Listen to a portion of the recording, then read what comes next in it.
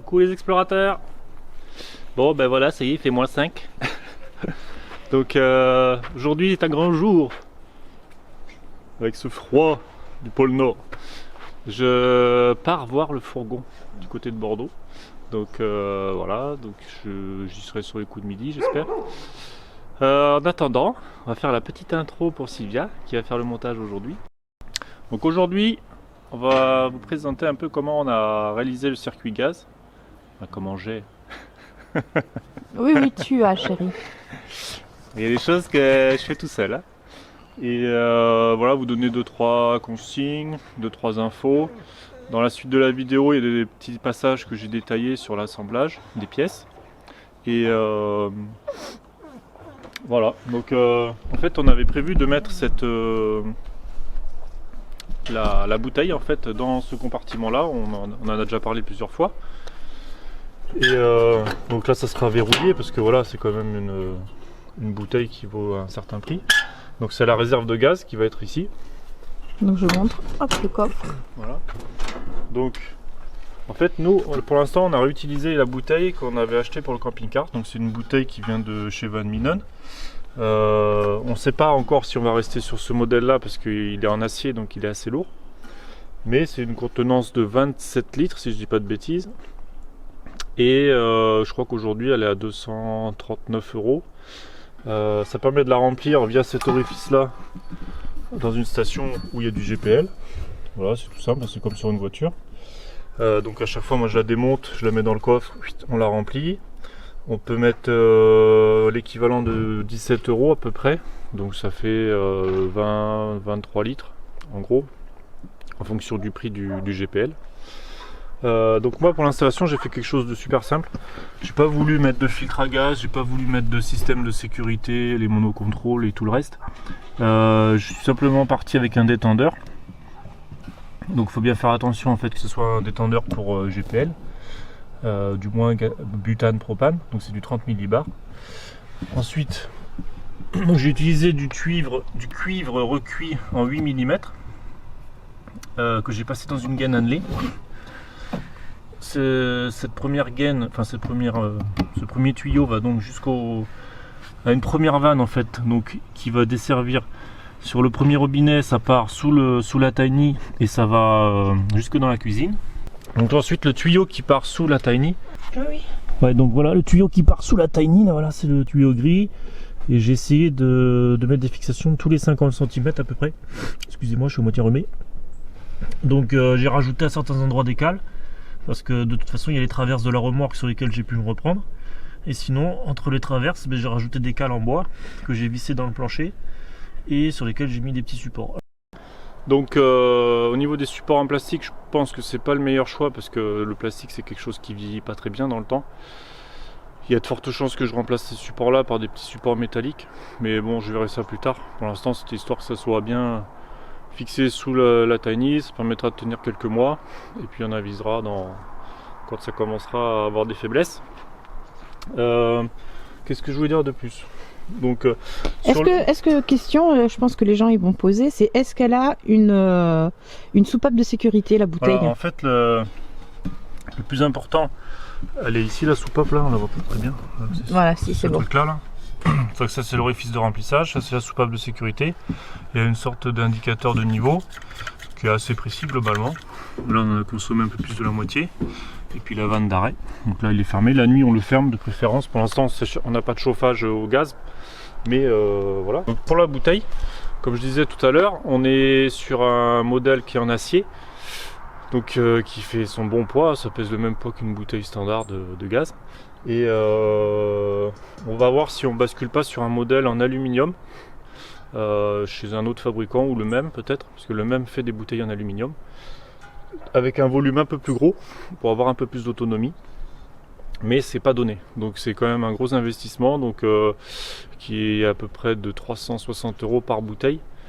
Donc voilà, on y réfléchit, on va voir si on démarre pas comme ça pour ensuite basculer dans le temps. Donc en gros, il faudrait vendre celle-là pour voilà. Soit acheter on la laisse l'autre dans le camping-car, dans Néo quand on le vendra, soit on l'embarque, mais du coup on achèterait une seule bouteille en alu Et peut-être que quand on sera sur la route, on aura la bouteille en alu dans la tiny pour gagner le maximum de poids.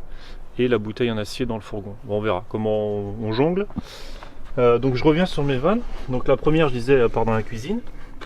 Et la deuxième, en fait, c'est une vanne qui permet de desservir le chauffage. En fait, s'est décidé, par rapport aux contraintes d'encombrement, on va partir uniquement sur un chauffage gaz, ça fera pas l'eau. Et pour l'eau chaude, pour l'instant je ne l'ai pas prévu parce que j'attends de trouver le modèle exact. Je pense que je l'ai trouvé hier soir. De chauffe-eau qui sera juste au-dessus, voilà, derrière le mur. Et je ferai un petit piquage pour remonter le tuyau de gaz à l'intérieur. Donc au niveau du four, nous on est parti sur ce modèle là, c'est un Airlux. Hop, écrit là, comme le port salut. Voilà, c'est des fours qui sont fabriqués en Italie. On a cherché pas mal de temps parce qu'en fait on voulait absolument forcément un four à gaz, mais un four avec une chaleur ventilée parce qu'on aime bien cuisiner. Et du coup c'est l'un des seuls modèles sur le marché à proposer ça. Donc c'est un four de 60 litres. Ce qui nous change quand même pas mal du four du camping-car où on avait un peu de mal à rentrer des gâteaux sans qu'ils touchent le plafond. Donc il est équipé d'un grill au gaz, parce que souvent il y a des fours à gaz avec des grilles électriques. Donc nous on voulait vraiment tout gaz. Donc il y a la partie brûleur en bas à gaz, une grille qui est à gaz. Et on voulait pas trop d'électronique. De toute façon, vu le peu de modèles qu'il y a sur le marché tout gaz, voilà, on n'a pas eu trop le choix, mais tant mieux, il n'y a pas d'électronique. Du moins très peu. Et donc il y a un tourne-broche, il y a moyen d'éclairer, bon ça c'est nominal. Et voilà la partie tourne-broche sur ce côté-là. Un minuteur, le réglage de la température, la position grille.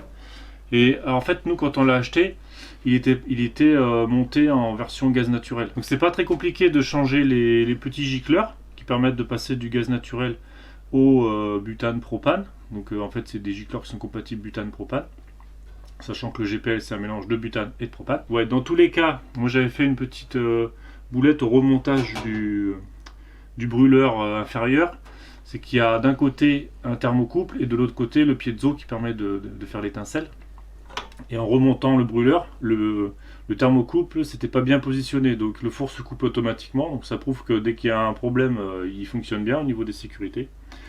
J'ai résolu le problème, maintenant ça marche nickel. On a déjà fait 2 pizzas dedans, 3 pizzas. Elles étaient vraiment bonnes, ça changeait un peu des pizzas qui avaient du mal à cuire dans le four du camping-car. Voilà, donc on est super satisfait. C'est pas super compliqué à monter, il faut faire attention. Voilà, il y a 4 points de fixation ici. Et je l'ai posé sur une plaque. Tout ça, on le montre en détail dans le suite de la vidéo, où je vais montrer comment j'ai fait les raccords, comment j'ai fait les supports, voilà les petits trous que j'ai rajoutés, mais je vais pas vous en dire plus maintenant. Et moi je vais partir vers le fourgon parce que il va m'attendre à force. Et voilà, je laisse Sylvia faire le montage pour cette journée. Bon courage ma chérie, et j'espère que la vidéo sera jolie. Bon voilà, alors je suis bien enrhumé, je suis content. Merci Cindy, hein, on se reconnaîtra.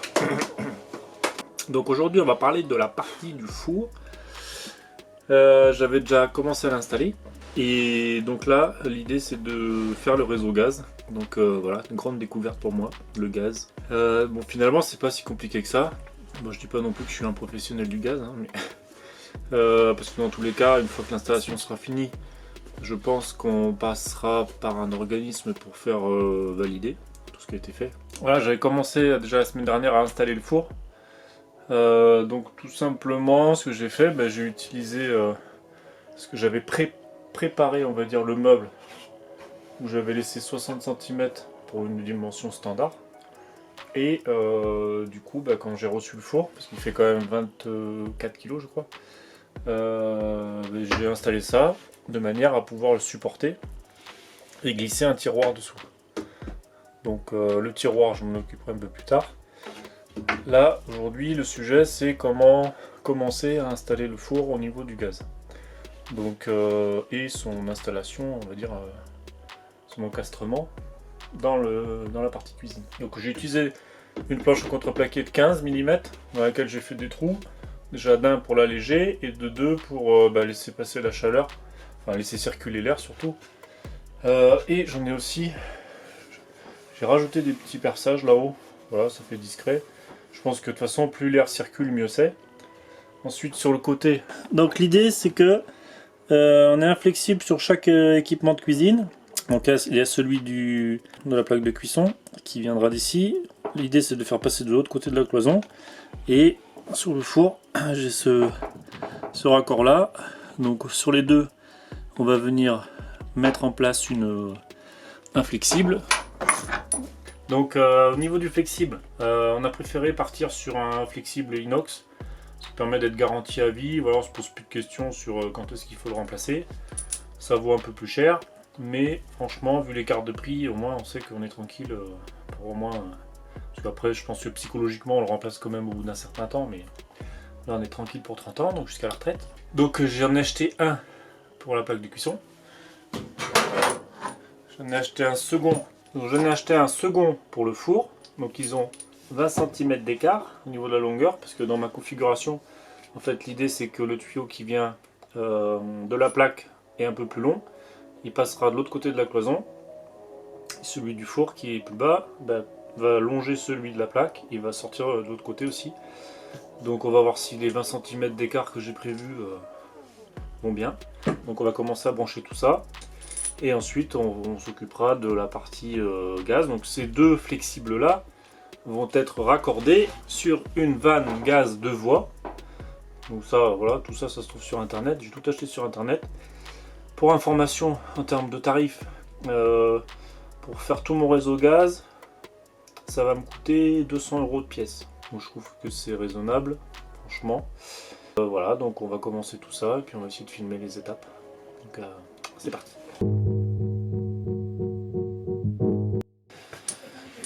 Alors, donc sur les flexibles gaz, en fait, il y a une chose importante forcément à prendre, à vérifier en fait avant le montage, c'est qu'il y a bien la présence du joint. Donc il y a des différentes couleurs de joints, il y a des joints noirs et de ce côté-là, il y a des joints rouges, on va dire, ou orange. Donc le joint noir, c'est pour les raccords qui sont en gaz 1,5. Souvent sur le raccord, il y a écrit G 1,5 pouces. Vous voyez ici, alors je sais pas si on arrivera à le voir, écrit gaz 1,5 là. Donc de ce côté-là, ici, généralement sur les appareils électroménagers, on a des interfaces qui sont en gaz 1,5, il y a écrit 1/2. Donc ça c'est l'interface où on doit bien vérifier de toute façon qu'il y a le joint noir.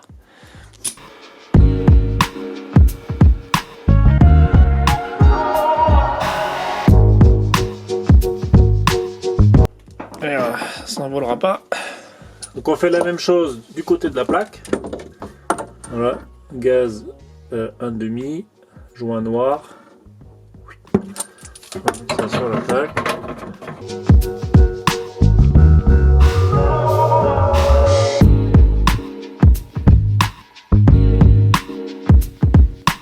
Si t'es acéré, c'est du gaz quand même. Donc voilà, j'avais déjà percé 2 trous ici. Sauf qu'à l'époque, je savais pas trop quelle longueur de flexible je devais utiliser. Je pense que je vais me repercer 2 trous supplémentaires un peu plus bas. De manière à ce que j'ai le flexible de la plaque qui descende en bas et que celui du four, en fait, qui fait 20 cm de moins, passe juste au-dessus. Bon voilà, je me rajoute 3 trous pour passer.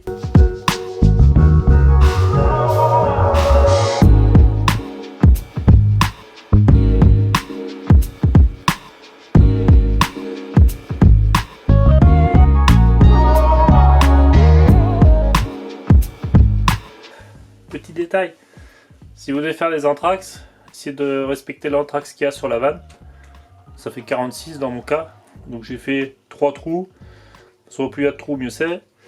Ça me permet de passer où je veux. Et voilà, j'ai mis un anthrax de 46 entre chaque trou. Donc là, si je veux me mettre en bas, je pourrais. Je trouve que c'est mieux là, je me mettrai là. Et dans tous les cas, j'aurai mon anthrax qui sera bon. Et ensuite, pour immobiliser le tuyau, enfin le flexible par rapport à la paroi, Je pense que j'utiliserai une sorte de mousse là comme autour des tuyaux. Voilà, pour limiter les vibrations et surtout pour pas que le caoutchouc du flexible frotte sur le bois et s'abîme. Ça sera les finitions.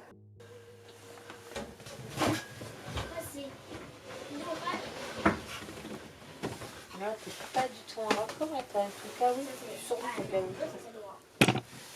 Moi j'aime quand il n'y a pas de raccord sur les vidéos. J'ai changé de tenue. Donc maintenant, essayer de récupérer le flexible du four.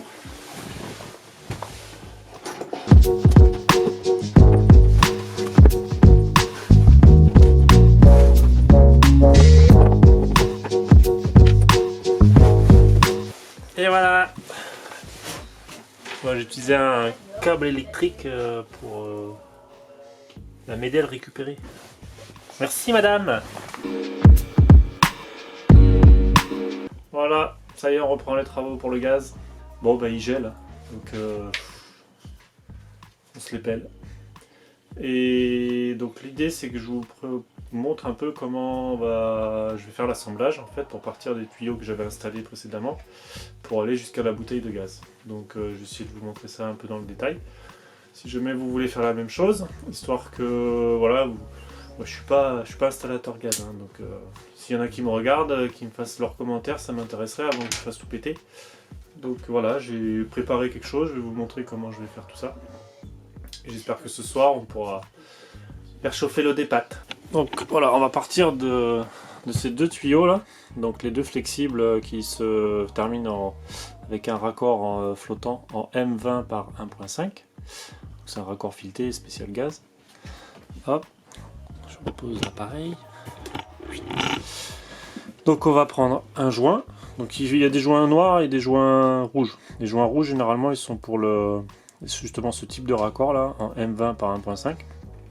Je vais mettre un joint. Je prends un raccord mâle-mâle en M20 par 1.5 vers M20 par 1.5. Ensuite je remets un joint, forcément. Là j'ai un raccord spécial qui va justement du M20 1.5 vers le tuyau en cuivre recuit. Donc il y a la petite olive qu'il faudra mettre sur le tuyau. L'écrou forcément qui va s'emboîter pour venir fixer tout ça et bloquer. Un truc très important aussi c'est les fourreaux. En fait c'est des petites pièces comme ça qu'on vient glisser dans le tube et qui garantissent que le tube ne se déforme pas trop au moment du serrage. Donc ça c'est super important, il faut les mettre en place. Donc bien ébavurer le bout de tube en cuivre recuit. Moi je suis parti sur du 8 mm. Donc 6 mm intérieur, 8 mm extérieur. Ça s'achète au mètre, ça vaut à peu près 7 € le mètre. Et bon ça se découpe, voilà, j'ai découpé ça à la disqueuse, j'ai mis un petit coup de forêt là pour faire sauter les bavures. Après un petit coup de papier à poncer pour que ça n'y ait pas de zone qui accroche. Ensuite le fourreau de l'autre côté du tube, dans l'écrou, l'olive qui permet de brider le tube. Et ensuite j'arrive sur ma vanne de voie. Donc en haut j'utilise un bouchon, parce que je vais pas faire de raccordement sur la partie supérieure. Donc un bouchon plus un écrou pour bloquer tout ça. Et vers le bas, en fait j'ai mon olive et mon écrou qui va partir sur mon tuyau de cuivre. Je recule. Mon tuyau de cuivre qui sortira du plancher en fait. Qui sortira du plancher là-bas. Qui passera sous la remorque pour aller jusqu'au compartiment gaz à l'avant.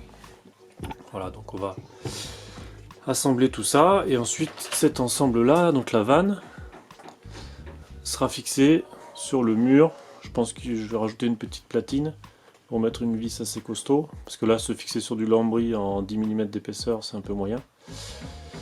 Et ça me permettra aussi de gérer la profondeur pour savoir où est-ce que je fais sortir le tuyau, enfin où est-ce que je passe le tuyau. Ça va être difficile de le coller sur la paroi, donc il y a de fortes chances que je me décale vers l'intérieur du plancher. Voilà. Allez, on va filmer l'assemblage.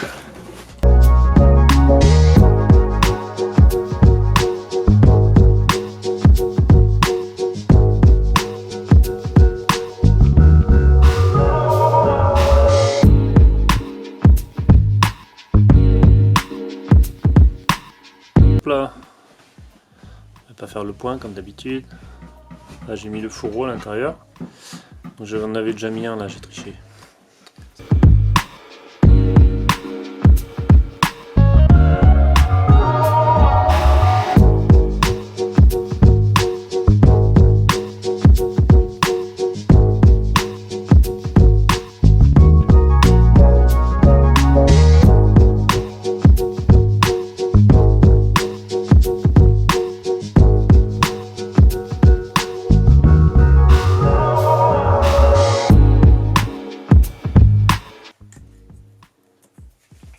L'idée c'est que l'olive, merde, l'olive elle coulisse facilement.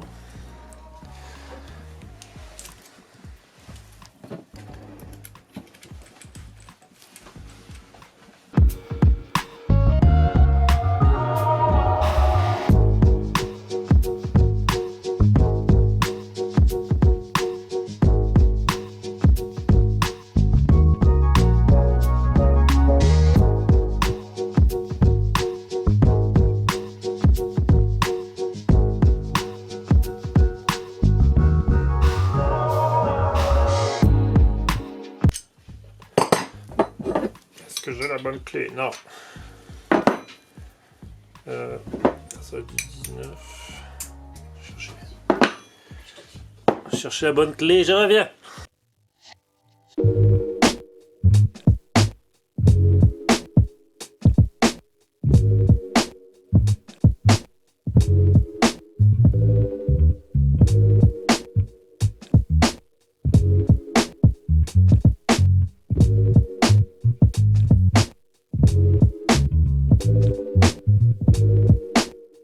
Peut-être laisser ce joint noir, parce que là en fait le raccord était livré avec un joint noir. Donc sur c'est du pourtant c'est du M20 par 1.5, et sur le flexible c'est du M20 par 1.5 aussi, mais il est livré avec un joint rouge. Bon. Donc on va dire que si c'est fabriqué d'usine, je vais laisser ce qu'il y a dedans. Je vais pas m'amuser à changer les choses.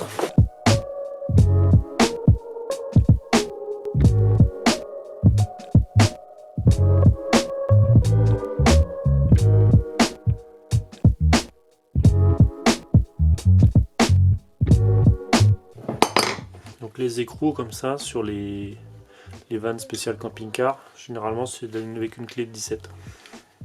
Enfin sur ce modèle là du coup.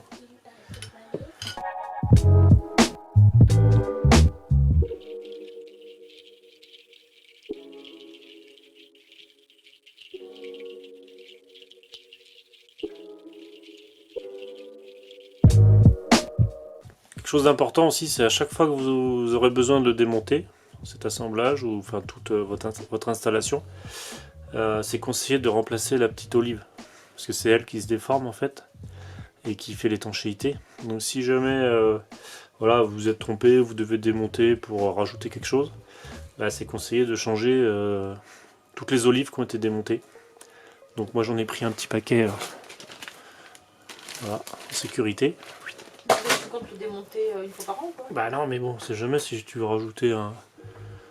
je sais pas, quelque chose qui fonctionne pas, tu veux vérifier si c'est ta vanne qui déconne ou si tu as besoin de rajouter un tuyau, bah, voilà, et que tu as besoin de démonter pour y accéder, bah, tu es obligé de changer tes olives.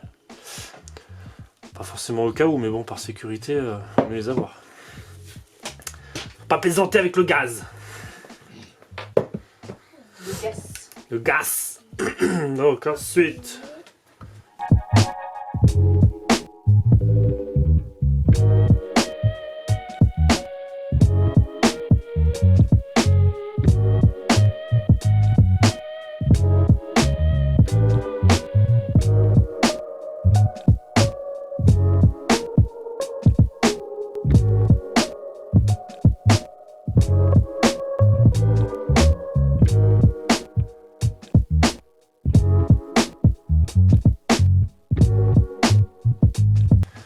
Bon, si dans 2 semaines il n'y a pas de vidéo, vous savez d'où ça vient.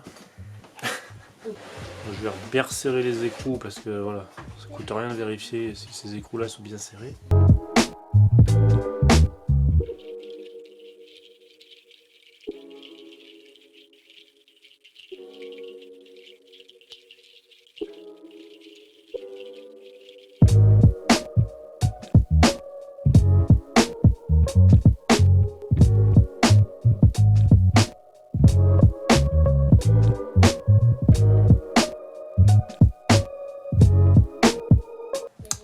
petit raccord pour aller vers le flexible.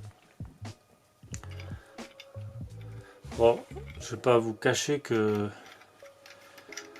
il existait des vannes comme ça, directement en M20 par 1.5. Sauf que bon, elle coûte 3 fois plus cher que celle-là. Et du coup, ça m'obligeait aussi à avoir un raccord spécifique sur le côté. Donc j'ai préféré partir sur cet assemblage-là. Bon, il y a un tout petit peu plus de pièces.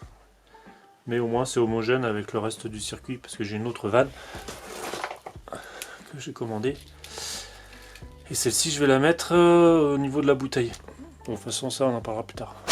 Hop. Allez, on va serrer ça.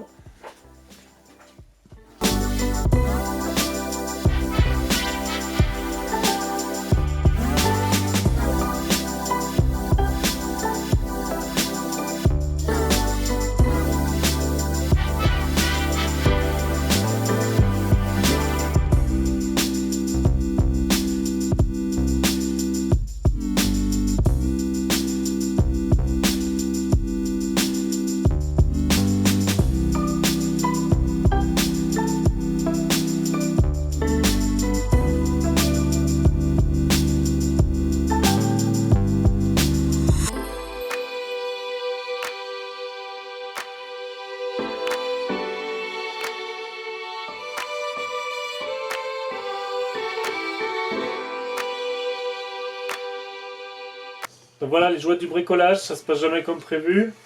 Parce qu'au niveau du gaz, ici, là, voilà, j'avais prévu de passer par là, donc en pensant que ça allait être jouable.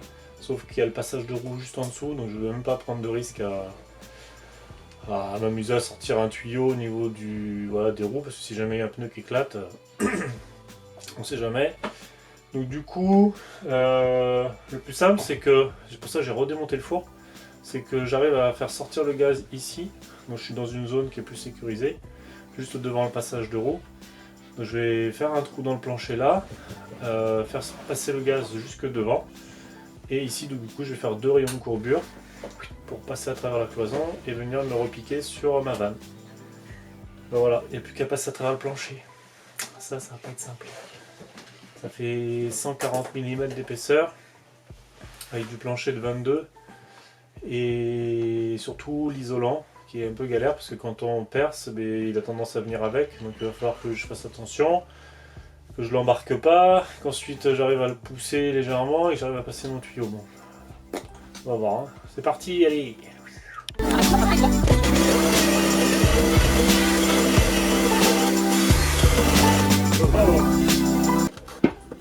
Ça va, elle est pas trop bien due. Bon, ça va être quand même la belle merde à pousser. On verra bien. Donc, voilà, il va sortir là. Il va partir par là. Je vais rajouter un trou dans la cloison. Premier rayon de courbure. Et de l'autre côté de la cloison, deuxième rayon de courbure.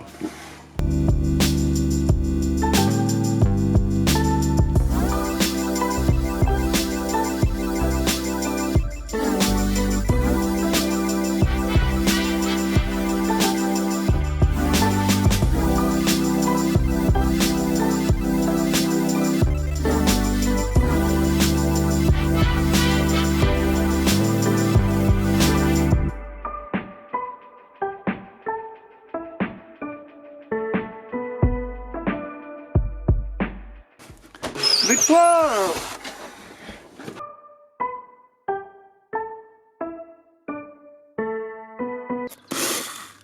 Le but c'est que ça prenne pas feu, quoi. Voilà, donc là sur la partie du tuyau qui vient de l'extérieur, j'ai passé le tuyau dans une gaine annelée en 16 mm. J'ai fait un trou dans le plancher et j'ai donc mastiqué pour éviter que l'air rentre. De l'autre côté, je sais pas si je l'avais filmé, je pense pas, donc voilà. J'ai fini l'installation. Donc là je vais avoir mon évacuation d'eau. Et derrière j'ai ma vanne. Voilà, une pour le four, une pour la plaque. Donc là j'ai déjà raccordé la plaque. Il ne me reste plus qu'à raccorder le four une fois qu'il sera en place. J'attendais en fait, voilà, il me manquait de la gaine annelée, donc je l'ai acheté hier. J'ai passé tout mon tuyau de cuivre à l'extérieur dedans. J'ai rentré ça à l'intérieur de la Tiny, j'ai mis mon joint et du coup maintenant je peux tout remettre en place. Je montre la petite réparation que j'ai effectuée. Parce que j'avais percé le tuyau d'alimentation en eau. Là j'avais fait un trou en bas là, tac. Donc du coup on a un peu chié, on a retiré le tuyau, on l'a remonté et puis j'ai mis un raccord là pour le réparer. Donc maintenant je vais pouvoir coffrer les tuyaux et finir l'aménagement du local pour la bouteille de gaz. Bon, je vous rassure, c'est pas une partie de plaisir. Donc là j'ai isolé le fond. J'ai mis de la laine de coton.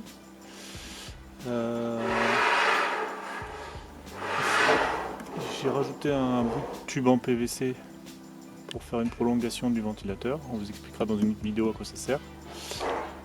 Et là, je viens de passer mes 2 tuyaux. Donc il y en a un, celui-là, qui part à la cuisine. Et celui-là qui part pour le chauffage et le chauffe-eau. Le chauffage seulement, pardon. Et en fait, pour le chauffe-eau, là, il me reste encore un bout de cuivre à tirer. Et quand j'aurai commandé le modèle exact, je ferai un piquage et je partirai dans le petit compartiment. Voilà, donc là je vais essayer de finir la fixation de la vanne de voie. Et installer le détendeur.